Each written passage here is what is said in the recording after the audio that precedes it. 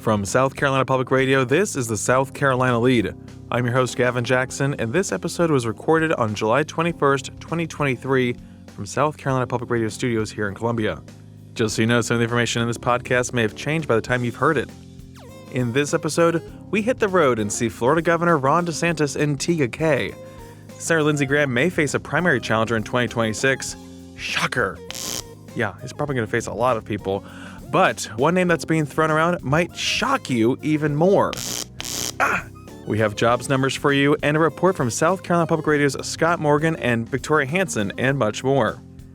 Now, what's not shocking is just how much we love our listeners. That's obvious. Everyone knows that. You know that. That's why you listen. You say, Gavin, this is like a warm blanket every time we hear you.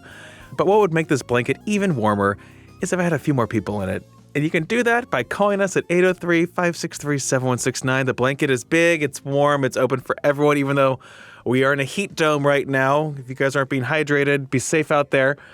But we want you to give us a shout and talk to us on the blanket. I don't know how much more I can ask. I've been asking for so much, and you guys don't give me much. But AT's birthday's coming up, so we need to start celebrating, guys. We just celebrated my birthday. We got to hear from you guys. 803-563-7169. Name, information, blanket, static electricity. What you guys want to talk about, let us know.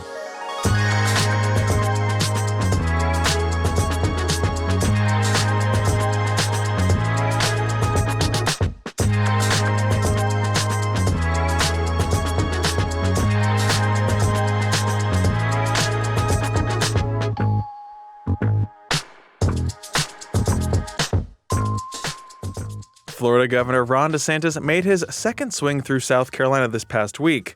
This is his second time visiting the state since he became a presidential candidate. He held a rally in Tega Cay on Monday, then a press conference at a hangar at the Columbia Metropolitan Airport, where he also had a one-on-one interview with CNN's Jake Tappa. As part of his campaign's move to do more media interviews outside of the conservative media ecosystem.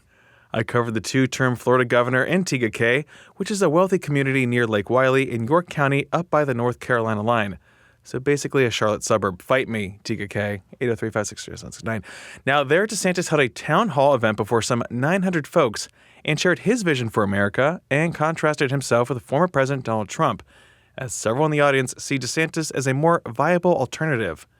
A self-described hardcore Trump supporter told DeSantis during the question and answer session that he had won her over in making his case as the Trump alternative. Listen to this exchange. I'm a very hardcore Trump supporter, but I know he made me stop and think a minute, because my love for President Trump comes from all the despair, all the things that he's been through, has served as our President of the United States. And he did a good job. But all the things, I'm thinking more with my heart and my sorrow and my love for him and for this country.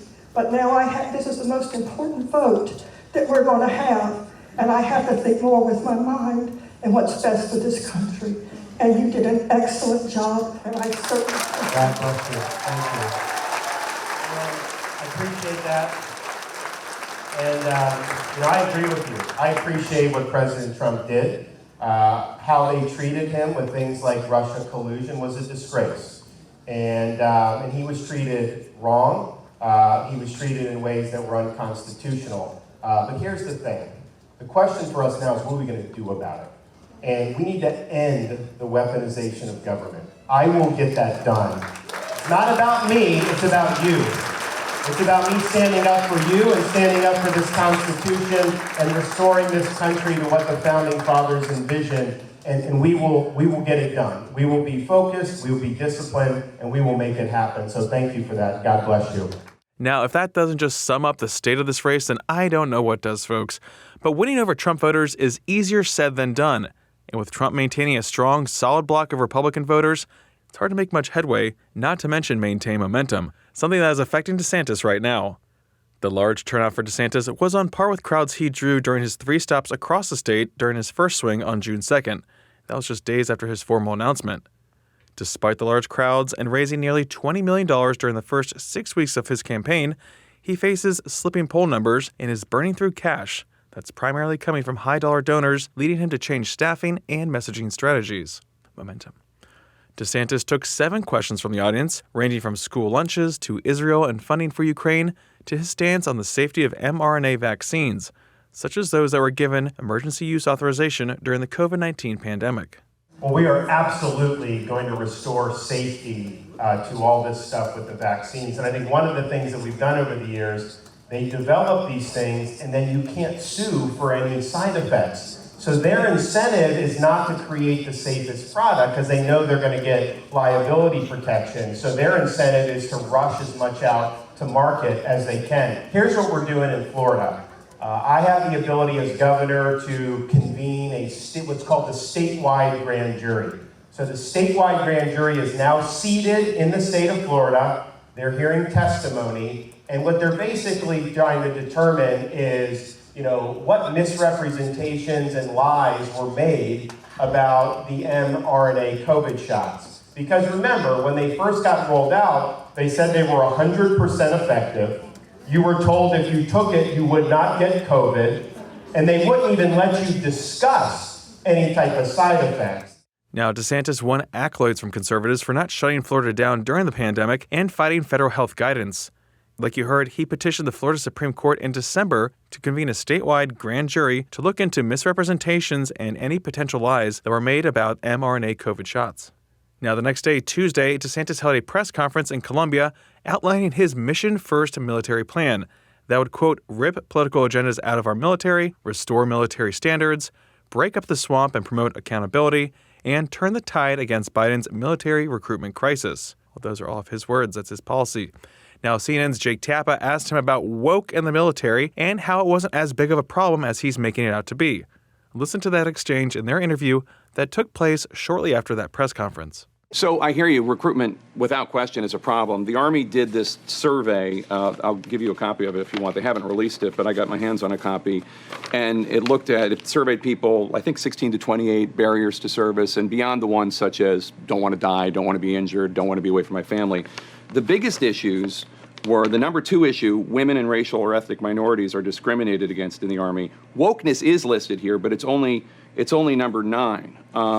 So that would suggest that wokeness is not as big. Well, but I think there's an issue about, not everyone really knows what wokeness is. I mean, I've defined it, but a lot of people who rail against wokeness can't even define it. And so I think it's a sense of, this is not something that's holding true to the core martial values that make the military unique. And I can tell you, the veterans, you don't have to look far and wide. Go to a VFW hall, go to an American Legion.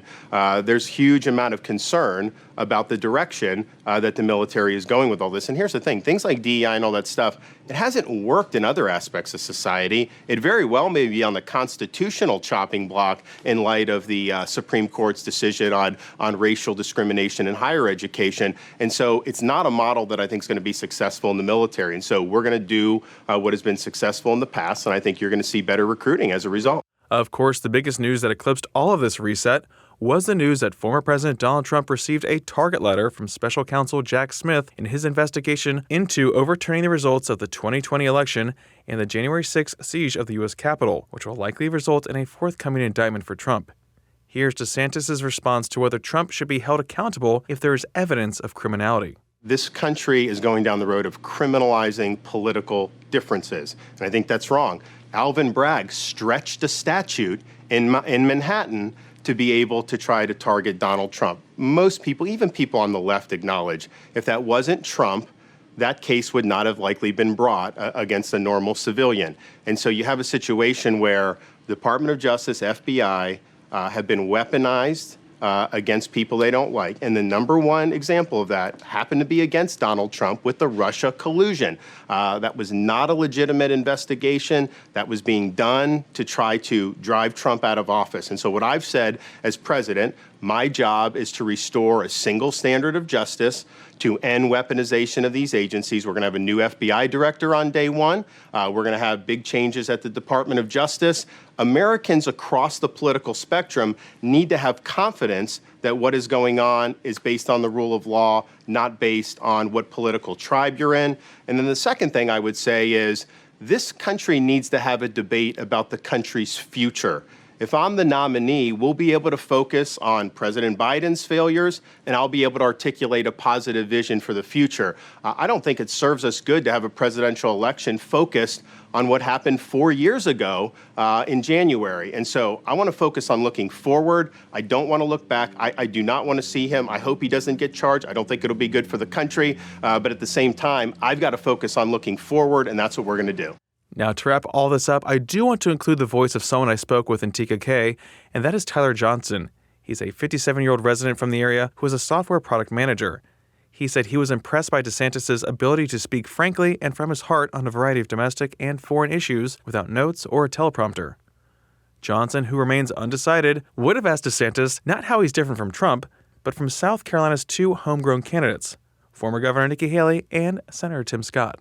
Well, it clearly affects the race, and I was and still am a huge Trump supporter from a policy standpoint, but I personally would like to see different approaches to invoke those policies.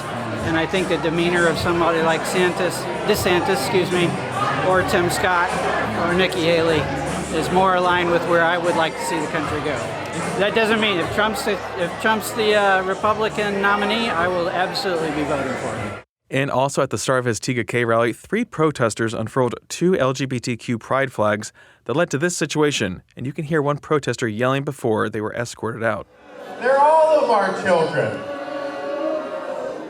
And, first of all, as a dad of 6, a 5, and a 3-year-old, they're not my children, they're not his children, I can tell you that. But when he's sitting here talking about all of our children, I have something to say to him. Why don't you focus on spending more time with your granddaughter in Arkansas, or at least acknowledge she exists, before you worry about our children. And they shouldn't be worrying about our children either. We don't want you indoctrinating our children. Leave our kids alone. And I promised you that we'd have part of Vivek Ramaswamy's comments from last week's Family Leader Forum in Des Moines, Iowa, where thousands of evangelicals who make up some 60% of Republican primary voters in Iowa turned out to hear from half a dozen of the top 2024 candidates, sans Donald Trump. Ramaswamy, who wrote the book on anti-woke called Woke Incorporated, energized the crowd, and host Tucker Carlson. One of his biggest applause lines came at the expense of Vice President Kamala Harris. I don't think the dividing line in our country is between Republicans and Democrats right now. I think it is between those of us who are pro-American, who believe in the ideals of this country, who will not apologize for those ideals, who will stand up and sacrifice for those ideals, and those of us who are, and it exists in this country, I mean, the Vice President's a great embodiment of this, anti-American. Those who wish to apologize for a nation founded on our ideals. But if you divide it up that way, it is not 50-50 anymore. It's not even close. It's easily 80-20 in our favor, and half the 20 are people younger than me who never learned what those ideals were in the first place. We're going to bring them along too. And I think we have an opportunity to do in this country in 2024 what Ronald Reagan did in 1980, deliver a landslide election, call the bluff on the division. Much of it is artificial. I fell for it, right? Even when I started this campaign, I'm running for a Republican candidate for U.S. president, I don't even talk about Republicans that much anymore. I try not to use the word. Not because it's a bad word, but because it doesn't mean anything. Right? If half the Republican, 3/4 of the Republican Party's got the same policy as Biden on the most important foreign policy matter of our time, and if much of the Democratic Party, or at least people on the south side of Chicago, believe in using the military on the southern border and putting the interests of Americans first, I'm not sure those labels are doing much for us now. Ramaswamy has been gaining traction in national polls, and according to Real Clear Politics' average of polls, puts the outspoken 37-year-old at 4.8%. or 4th place behind Trump, DeSantis, and former Vice President Mike Pence. Now that's according to an average of national polls, folks, which are great, whatever.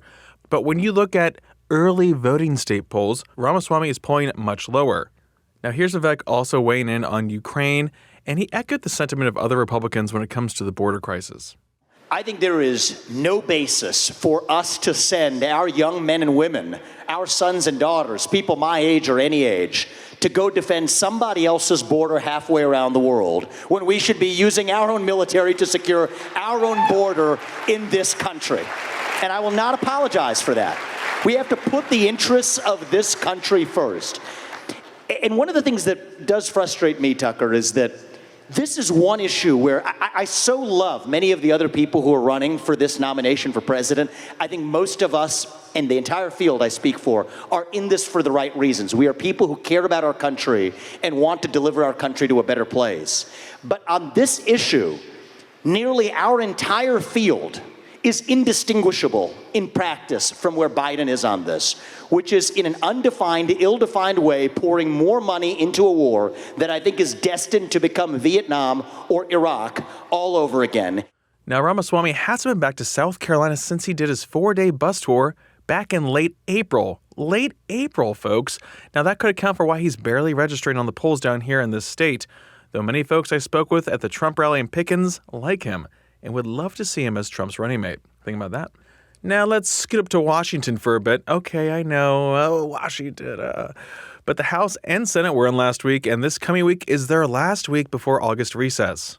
We need August recess. That's what we need. That's right, your reps and our senators will be back in the state and out and about for the next month, especially Senator Tim Scott, who will have unfettered time to hit the campaign trail hard. Now, y'all remember when that crowd of Trump supporters booed Senator Lindsey Graham for several minutes in his home county of Pickens earlier this month? Ladies and gentlemen, please welcome United States Senator Lindsey Graham.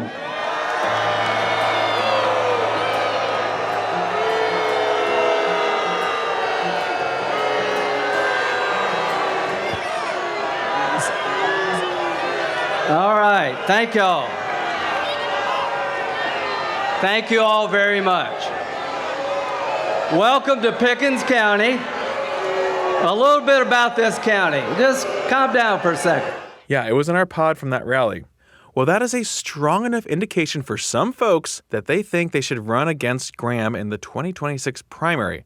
And by some folks, I mean 5th Congressional District Republican Ralph Norman, who has received the most attention of his political career this year. Gone are the days of folks confusing him for former Democratic Virginia Governor Ralph Northam. No, the people now know Ralph Norman thanks to the House Freedom Caucus and his role in the Speaker's fight, getting onto the House Rules Committee, and getting amendments passed in the National Defense Authorization Act, among other things. That's right, some wind in the sails for the 70-year-old Norman, who has been in Congress since June of 2017, after his predecessor, Mick Mulvaney, went to go work as budget director for then President Donald Trump. Now, Political Playbook has first reported this scoop that Norman is considering a primary challenge to Graham in 3 years. Take a number, Congressman. Graham always attracts several primary challengers, and the man still garners enough support to avoid runoffs. That's right, more than 50%. Now, could his political luck change? Sure, it's politics. Stuck around long enough and up becomes down. We all know that. But Norman, who has previously endorsed Graham, doesn't have Trump in his corner like Graham does. Remember when everyone kept saying, why is Graham so tight with Trump? Why is he doing all this Trumpy stuff? Why does he defend him in all these cases? Why is he endorsing him again? Because Lindsey Graham is a political animal and knows how to stay alive. He knows the value of compromise in an era where such a word is blasphemy, and Graham has supported judges appointed by Democrats and Republicans alike, and was the only Republican in South Carolina to support the bipartisan infrastructure law. Now that we're midway through his 4th term, we can expect to see Graham start shifting toward that more red meat base, that fiery Graham. But even with the threats from rhino hunters within his own party, Graham should be happy that he has $14 million in his campaign account. Remember, he raised $112 million in the 2020 cycle.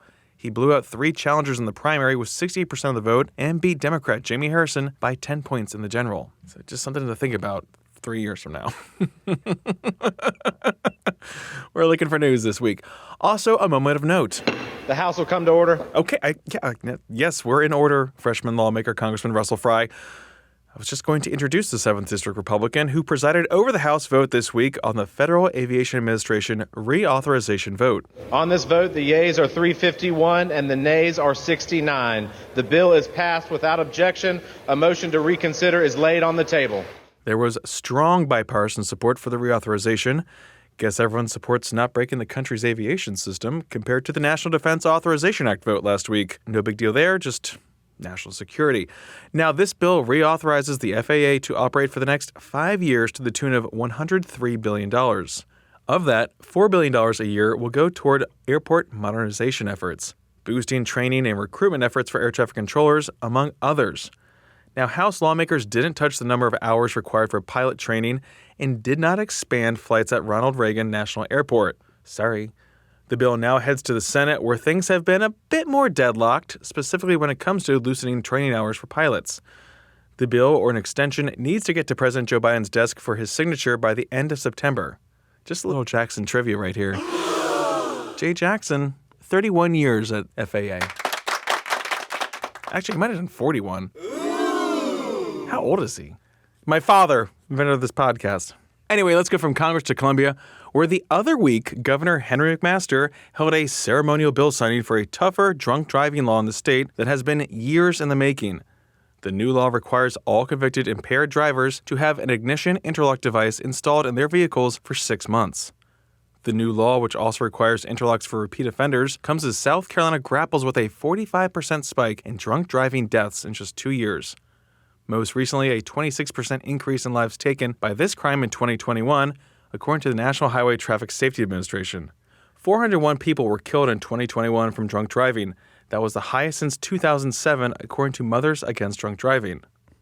Now, 34 other states have enacted laws that either require or highly incentivize ignition interlocks for all drunk drivers, beginning with the first offense. MAD reports an average 60% reduction in drunk driving deaths as a result. Moving on, Scott Morgan with South Carolina Public Radio has a brief update for us on foreclosures in the state. Right now, South Carolina has the 6th highest foreclosure rate in the country. Scott has more. Throughout the COVID pandemic, home sales in South Carolina were brisk, to put it mildly. This year, home sales statewide are down, about 19% through the first half of 2023, according to South Carolina Realtors, which attributes the slump to lower inventory and higher borrowing costs. In the middle of this trend, there is a rise in foreclosures across the U.S. that is nearing pre-pandemic levels. That's according to real estate industry tracker Adam, which finds that South Carolina posted the 6th highest foreclosure rate in the country in the first half of this year. 0.19% of all housing units in the state had a foreclosure filing through June. That's just over 4,500 properties. And that rate ties with Florida, making South Carolina and Florida the only 2 southern states among the 10 with the highest foreclosure rates so far this year. Columbia's rate of 0.29% was the 4th highest among American cities measured. Florence's 0.26 was 8th. While we're talking about economic news, we have new jobs numbers for you. Data! South Carolina's unemployment rate for the month of June remained unchanged at 3.1%, according to the State Department of Employment and Workforce. DEW Director William Floyd said in a statement, quote, with a record high of 2,357,455 individuals working and a low, unchanged unemployment rate of 3.1% for June, the state's labor force participation rate grew from 56.5% in May to 56.7% in June. That is good news for South Carolina, which continues attracting top-tier employers, quote. The monthly survey of businesses in South Carolina marked an estimated increase of 6,200 non-farm payroll jobs over the month. The top 3 industries reporting gains were government, to the tune of 3,700 jobs, education and health services, adding 1,900 jobs, and construction, gaining 1,500. The top losers were leisure and hospitality, trade, transportation and utilities, and manufacturing. Now, let's head to the Low Country, where the name of the game is always about development, or rather overdevelopment. Guess that just depends on who you ask, right? Well, South Carolina Public Radio's Victoria Hansen was on St. Helena Island, where the Gullah Geechee have called home for more than 200 years. Roughly 1 million Gullah Geechee live along the southeast coast, but their populations are diminishing, as is their rural land. Here's Victoria. Sarah Reynolds Green plucks yellow squash from twisting vines. On the same land, her enslaved ancestors picked cotton. They were forced to work it, and they knew the value of it. Green's great-grandfather bought 20 acres on St. Helena Island after the Civil War. Thousands of other newly freed Africans bought land here, too. Whenever anyone walks on the soil here on St. Helena, they feel something. It's here, on the secluded island not far from Beaufort, the direct descendants of slaves, known as Gullah Geechee, have farmed and fished for nearly 200 years, preserving their distinct African culture and traditions. Roughly 1 million Gullah Geechee still live along the southeast coast, but their populations are diminishing, as is their rural land. When word spread on St. Helena 7 months ago, a developer had purchased 500 acres. Islanders like 86-year-old Joe Freeman lined up outside the county administration building to sign petitions. Yes, I'm worried, big time worried.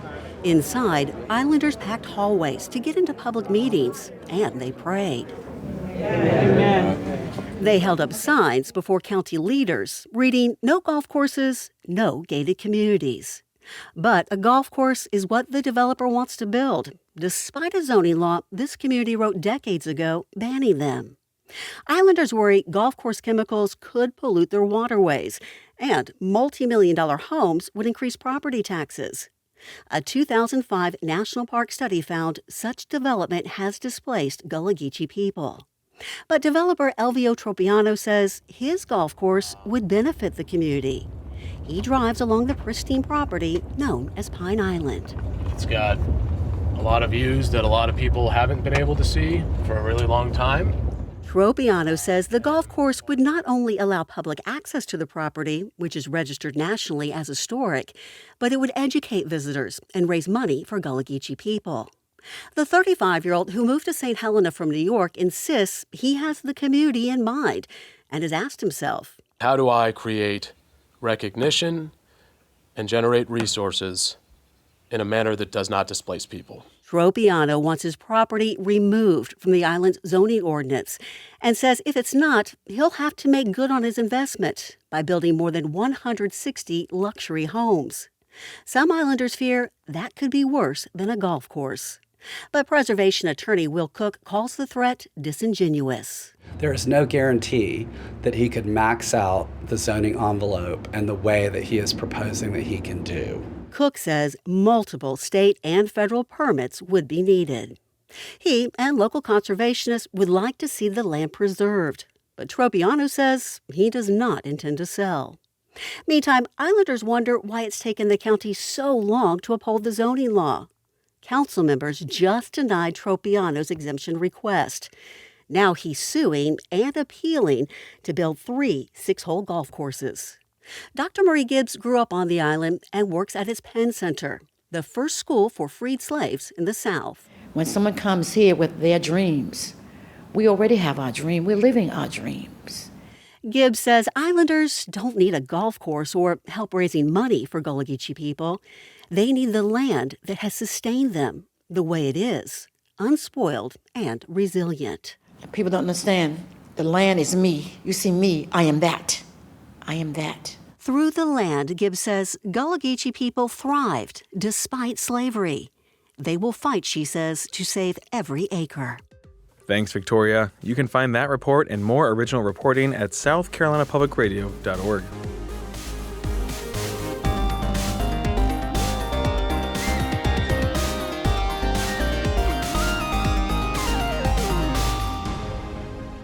Welcome to the Wind Down section, our little break from the news. We're glad you're here. This is our chance to talk about things, and now I can talk face-to-face with my friend A.T. Shire. Oh, thank you. I'm sorry, coworker A.T. Shire. Coworker, thank you very much. Yes, that's let's keep it. That's a little south of spooky. That's a spooky bite for our extended universe fans. You guys know what we're talking about. The Lead EU. Yes, Gavin, thank you for having me. I am in studio. Oh, thank you. And it's just so good to be home. I'm so happy I'm not in Maine, but sadly, I got no time to myself. Not really, sadly. I like them. But my nephew and sister-in-law are already in town and are here through the weekend. Non-stop. This man's a go-getter family man. Everyone says that about me. Everyone says that about me. He's so good. He's the best. Everyone says, good. Such a family man. He doesn't want a family. High energy, very nice Low guy. T, high energy. No, once Monday comes, when we record the next episode of The Lead. Oh my gosh, yeah? My crazy schedule that started with Spoleto in May finally ends. And I can't wait for that. But anyway, this is I'm going about to weigh in on that too because I have nothing planned this weekend. That's good for you. I'm not doing anything. And by the time people hear this, it'll be too late because I won't be able to. You can't stop me. I'm going to turn my phone off. I'm going to crawl under my bed. Yes. I'm not coming out. You can't make me come out. You're like my cat. I'm going to be in there. You're like my cat. I'm going to be Garfield for this weekend. I'm going to eat lasagna in bed. It's going to be disgusting. You should see this guy take down a lasagna. You It's could impressive. just call me and be like John and just read John quotes like, oh, Garfield, blah, blah, blah. I talk to my cat because I have problems. Like, nothing wrong with that, I guess. Hey, but you are Garfield. John gets a little too... I would rather be Garfield than John. Yeah, you got big normal energy tonight. I want to see Garfield and a Kathy cartoon mashup. Oh, where's that crossover? Yeah, it needs to happen. Anyway, Gavin, we got to call. This isn't about us, okay? We always make it about us. It's about them, okay? And their representative for this episode calling, it's a second-time caller, returning friend. Are you ready? Mm-hmm. Okay. Mm-hmm. Okay, here we go. Just mm-hmm. Mm-hmm. Hey, Gavin and AT. It's Daniel, your friendly truck driver up in Lawrence. I'm driving a new route at work, and I'm putting a lot more miles up in the upstate. And it made me, hearing Gavin talk about Fast and the Furious and family, made me really want to talk about road safety again. We got a lot of people on vacation traveling unfamiliar roads and catching a lot of weird traffic in places that you don't expect it. And I want people to please be safe out there. Take a look at the traffic map before you leave. Check it anytime it's safe to do so. Know what exit you're going to take. And please, I see this multiple times a day, every day. Stop pulling in front of big trucks right at the last minute to get to your exit or changing lanes right at the last minute. We don't want to hit anybody. We definitely don't want to see anybody get hit. And if an accident happens in front of us, we may be making it a lot worse. We want everybody's family to make it home safe. And that way we can all enjoy those cookouts on the weekends and enjoy our vacations. Love you guys. Appreciate the hard work that's put into the pod. It keeps me entertained and informed. And I look forward to the Saturday show.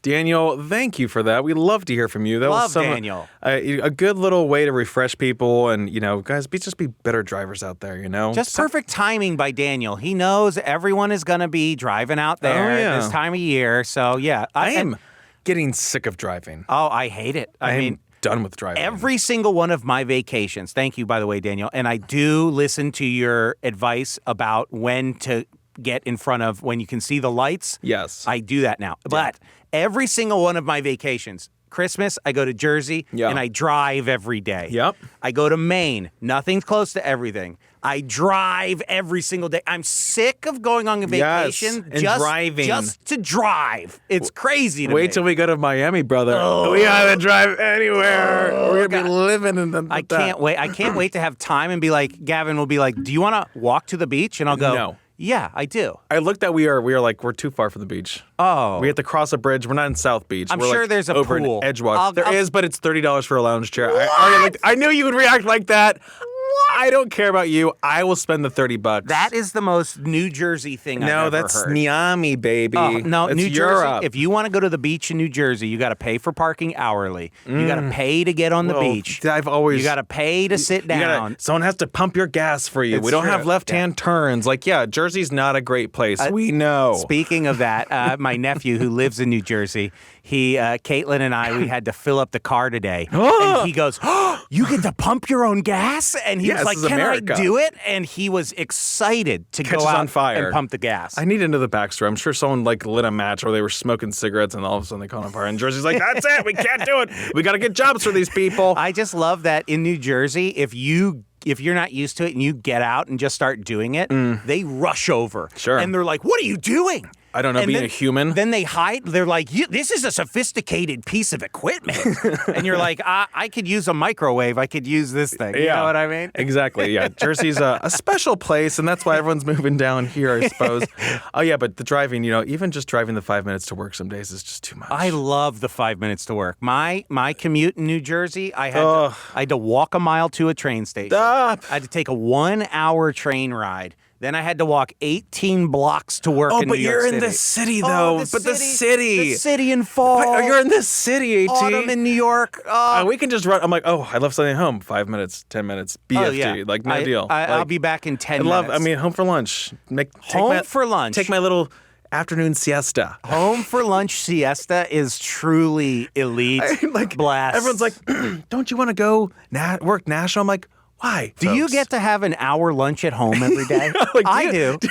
I do. 5-minute commute? Yeah. I do. I love living 5 minutes from work. People are probably like listeners like, okay, we get it. You guys are so great. We know. I never thought as such a New Jersey guy, a Northeast guy, that I would adapt so well to this sort of slower Southern lifestyle. Such a life could exist. Yeah. If anyone out there has any examples of this, let us know. Call in, please. And that's just the fact that I can park my car in my backyard, walk in the door. I'm not like having to park in a garage, then I got an elevator.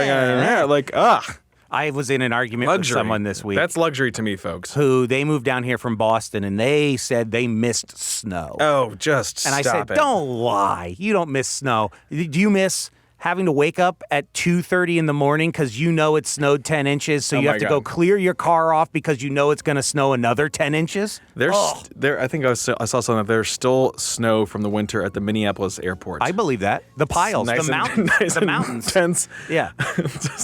I guess that's just what life is now. Be the airport snow, folks. Hey, be there. On that note. Be there for your friends. On that note. Be there for us. Gavin, hit them with the numbers. Say goodbye. 803-665-69. We love you all so much. Have a good weekend. We're back in studio. We're back in studio, guys. We're in Miami. If you've made it this far, we love you. We love you. You have to call now. You have to call. Made it this far. 803-665-69. We have a lawyer on retainer, and you will get sued if you don't call. Anyway, Gavin, say goodbye. Goodbye, folks. You can stay up to date with the latest news on SCTV.org and SouthCarolinaPublicRadio.org. And don't forget to support your local newspapers. Be like Daniel. Give us a shout. 803-563-7169. We love hearing from you. For the South Carolina lead, I'm Gavin Jackson. Be well, South Carolina.